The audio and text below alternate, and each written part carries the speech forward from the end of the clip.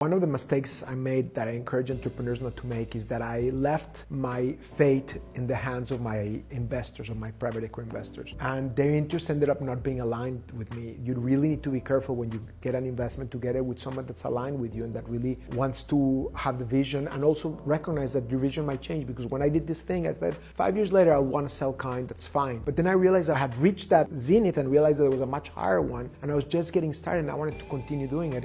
And the private equity investor pushed really hard for us to sell the company. I said, no, I don't want to sell it. So it was a very tough negotiation where I ended up buying them back at a very crazy valuation. They put in, I think, between the primary shares and the money that I brought in secondary for myself and from all of our investors, I would think we had brought in $16 million.